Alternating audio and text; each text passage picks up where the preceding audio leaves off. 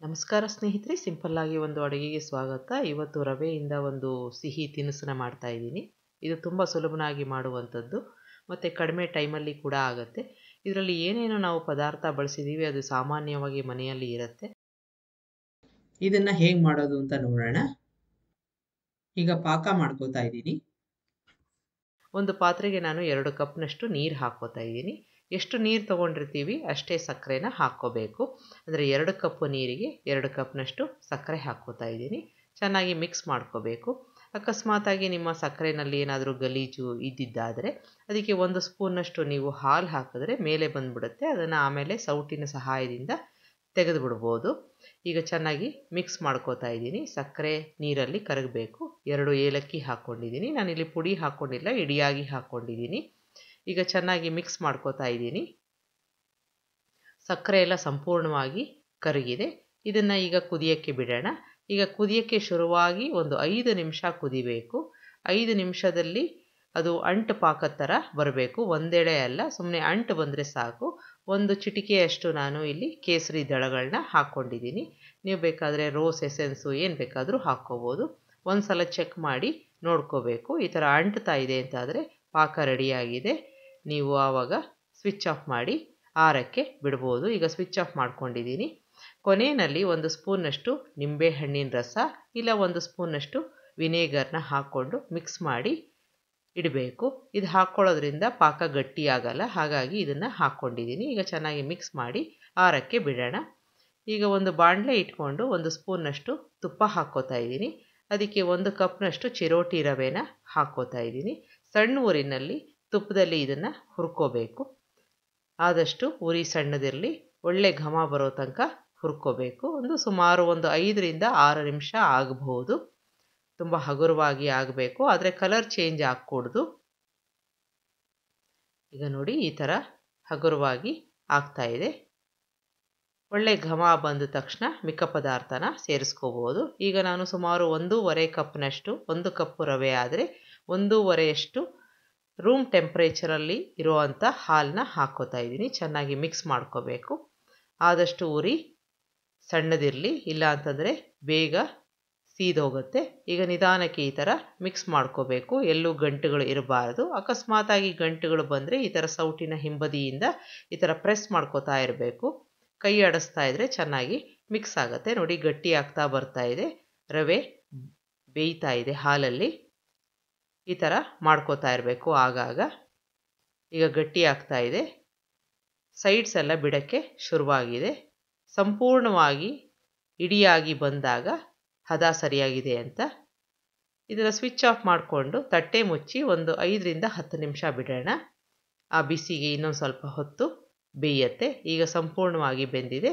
ಇದನ್ನು ಒಂದು ಬೌಲ್ಗೆ ಟ್ರಾನ್ಸ್ಫರ್ ಮಾಡ್ಕೋತಾ ಇದ್ದೀನಿ. ಇದನ್ನು ಒಂದು ಸೌಟಿನ ಸಹಾಯದಿಂದ ಈ ಥರ ಮ್ಯಾಶ್ ಮಾಡ್ಕೋಬೇಕು.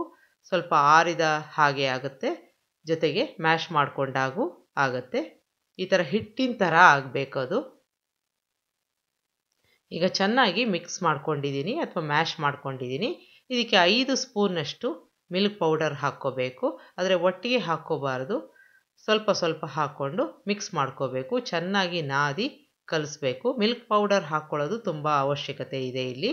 ಒಳ್ಳೆ ಸಾಫ್ಟಾಗಿ ಬರೋಕ್ಕೆ ಮಿಲ್ಕ್ ಪೌಡರು ಹಾಕ್ಕೊಳ್ಳೇಬೇಕು. ಈಗ ಚೆನ್ನಾಗಿ ಮಿಕ್ಸ್ ಮಾಡ್ಕೊಂಡಿದ್ದೀನಿ. ಹಾಗೆ ನೀವು ನಾದ್ತಾ ಇರಬೇಕು. ಅದನ್ನು ತುಂಬ ಸಾಫ್ಟಾಗಿ ಬರಬೇಕು ಹಿಟ್ಟು.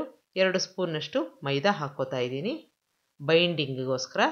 ಅದನ್ನು ಹಾಕ್ಕೊಂಡು ಚೆನ್ನಾಗಿ ನಾದಬೇಕು.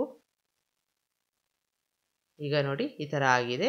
ಇದಕ್ಕೆ ಸ್ವಲ್ಪ ಏಲಕ್ಕಿ ಪುಡಿ, 1/4 ಸ್ಪೂನ್ನಷ್ಟು ಬೇಕಿಂಗ್ ಸೋಡಾ ಹಾಕ್ಕೋತಾ ಇದ್ದೀನಿ. ಹಾಕ್ಕೊಂಡು ಚೆನ್ನಾಗಿ ಮಿಕ್ಸ್ ಮಾಡ್ಕೋಬೇಕು. ಈಗ ನಾದೋದು ಬೇಡ, ನಾದಿದ್ದೆಲ್ಲ ಆಗಿದೆ. ಈಗ ಚೆನ್ನಾಗಿ ಮಿಕ್ಸ್ ಮಾಡ್ಕೋಬೇಕು. ಆದಷ್ಟು ಹಿಟ್ಟು ತುಂಬ ಸಾಫ್ಟಾಗಿ ಮೃದುವಾಗಿ ಇರಬೇಕು. ಆಗ ತುಂಬ ಚೆನ್ನಾಗಿ ಬರುತ್ತೆ. ಈ ಥರ ಇರಬೇಕು. ಈಗ ನೋಡಿ, ಈ ಥರ ಮುಟ್ಟಿ ನೋಡಿದಾಗ ತುಂಬ ಸಾಫ್ಟಾಗಿ ಇರಬೇಕು. ಈಗ ತಟ್ಟೆ ಮುಚ್ಚಿ ಒಂದು 2 ರಿಂದ 3 ನಿಮಿಷ ಬಿಡೋಣ. ಈಗ ಆಗಿದೆ, 2 ರಿಂದ 3 ನಿಮಿಷ ಆಗಿದೆ. ಸ್ವಲ್ಪ ಮಿಶ್ರಣನ ತಗೊಂಡು ಈ ಥರ ನೀವು ರೋಲ್ ಮಾಡಬೇಕಾಗತ್ತೆ. ಎಲ್ಲೂ ಬಿರುಕು ಬಿಟ್ಟಿರಬಾರ್ದು. ನಿಮಗೆ ಯಾವ ಶೇಪು ಇಷ್ಟನೋ ಆ ಥರ ನೀವು ಮಾಡ್ಕೋಬೋದು. ಇಲ್ಲ ಗುಂಡನೇದು ಅಥವಾ ಯಾವ ಥರ ಪೇಡ ಥರದ್ದು ಇಲ್ಲಿ ನಾನು ಈ ಥರ ಮಾಡ್ತಾಯಿದ್ದೀನಿ. ಹೀಗೆ ಮಾಡಿಕೊಂಡು ಎಲ್ಲನೂ ಒಂದು ತಟ್ಟೆನಲ್ಲಿ ಇಟ್ಕೋಬೇಕು. ಈಗ ಎಲ್ಲ ಆಗಿದೆ. ಎಣ್ಣೆ ಈಗಾಗಲೇ ಕಾಯಕ್ಕೆ ಇಟ್ಟಿರಬೇಕು. ಈ ಥರ ಒಂದು ಸೌಟಿನಿಂದ ಈ ಥರ ನಾನು ಸರ್ಕ್ಯುಲರ್ ಮೋಷನಲ್ಲಿ ಮಾಡ್ತಾಯಿದ್ದೀನಿ. ಯಾಕೆ ಅಂದರೆ ಸಾಮಾನ್ಯವಾಗಿ ಹಾಕಿದಾಗ ಅದು ತಳದಲ್ಲಿ ಹೋಗಿ ಕಚ್ಕೊಂಬಿಡುತ್ತೆ. ಈ ಥರ ನಾವು ಚಲಿಸ್ತಾ ಇರೋ ಒಂದು ಎಣ್ಣೆಯಲ್ಲಿ ಹಾಕಿದ್ರೆ ಅದು ಅಲ್ಲಿಗೆ ಸ್ಟಿಕ್ ಆಗಲ್ಲ. ಒಂದೇ ಒಂದು ಹಾಕಿ ಫಸ್ಟು ಚೆಕ್ ಮಾಡಿ ನೋಡಬೇಕು. ಅಕಸ್ಮಾತ್ ಬ್ರೇಕ್ ಆದರೆ ತಿರ್ಗಾ ನಾದಬೇಕಾಗತ್ತೆ. ಈಗ ತಿರ್ಗಾ ಸೌಟಿನ ಸಹಾಯದಿಂದ ಎಣ್ಣೆನ ಈ ಥರ ಚಲಿಸ್ತಾ ಇದ್ದೀನಿ. ಅದಕ್ಕೆ ನೀವು ಒಂದು ಸಲಕ್ಕೆ ಒಂದು 5ರಿಂದ 6 ಹಾಕ್ಕೊಂಡು ಕರಿಬೋದು. ಆದಷ್ಟು ಉರಿ ಮೀಡಿಯಮಲ್ಲಿರಲಿ, ಇಲ್ಲ ಅಂತಂದರೆ ಬೇಗ ಕಲರ್ ಬಂದ್ಬಿಡುತ್ತೆ, ಒಳಗಡೆ ಬೆಂದಿರಲ್ಲ. ಈಗ ಸುಮಾರು ಒಂದು 5ರಿಂದ 6 ಹಾಕ್ಕೊಂಡು ಈ ಥರ ಸೌಟಿನ ಸಹಾಯದಿಂದ ಈ ಥರ ಎಲ್ಲ ಕಡೆ ಅದು ಬೇಯೋ ಹಾಗೆ ಮಾಡಬೇಕು. ನಿಧಾನಕ್ಕೆ ಕಲರು ಚೇಂಜ್ ಆಗಬೇಕು. ಒಳ್ಳೆ ಕಲರ್ ಬರೋ ತನಕ ಈ ಥರ ಕೈ ಆಡಿಸ್ತಾ ಇರಬೇಕು. ಈಗ ನೋಡಿ ಕಲರ್ ಬರ್ತಾ ಇದೆ. ಒಂದು ಸಲ ಚೆನ್ನಾಗಿ ಕಲರ್ ಬಂದಿದೆ ಅಂತ ಆದರೆ, ಒಳಗಡೆ ಕೂಡ ಚೆನ್ನಾಗಿ ಬೆಂದಿದೆ ಅಂತ ಆದರೆ ತೆಕ್ಕೋಬೋದು. ಈಗ ತೆಕ್ಕೋತಾ ಇದ್ದೀನಿ. ಈಗ ಅಕಸ್ಮಾತಾಗಿ ಪಾಕ ತುಂಬ ತಣ್ಣಗಾಗಿದ್ದರೆ ಅದನ್ನು ಬೆಚ್ಚಗೆ ಮಾಡ್ಕೋಬೇಕಾಗತ್ತೆ. ತುಂಬ ಬಿಸಿ ಬೇಡ, ಹಾಗಂತ ತುಂಬ ತಣ್ಣಗೂ ಬೇಡ. ಇದನ್ನು ಒಂದು ಬೌಲ್ಗೆ ಟ್ರಾನ್ಸ್ಫರ್ ಮಾಡ್ಕೋತಾ ಇದ್ದೀನಿ. ಈಗ ನಾವು ಕರೆದಿದ್ವಲ್ಲ ಈ ರವೆದು ಜಾಮೂನ್ ಥರದ್ದು, ಅದನ್ನು ನಾನು ಪಾಕಕ್ಕೆ ಹಾಕಿ 2 ಗಂಟೆ ಕಾಲ ಬಿಡಬೇಕು. ಮಿನಿಮಮ್ ಅಂದರೂ 2 ಗಂಟೆ ಕಾಲ ಬಿಡಬೇಕು. ಅಷ್ಟೊತ್ತಿಗೆ ಅದು ಚೆನ್ನಾಗಿ ಹೀರ್ಕೊಂಡಿರುತ್ತೆ. ನೋಡಿ ಈ ಥರ ಚೆನ್ನಾಗಿ ಸೋಕಾಗಿ ಸೈಜು ಕೂಡ ತುಂಬ ದಪ್ಪಕ್ಕೆ ಆಗಿರುತ್ತೆ. ಇದನ್ನು ನೀವು ಬೌಲ್ಗೆ ಹಾಕ್ಕೊಂಡು ಸರ್ವ್ ಮಾಡ್ಬೋದು. ತುಂಬ ಚೆನ್ನಾಗಿರುತ್ತೆ.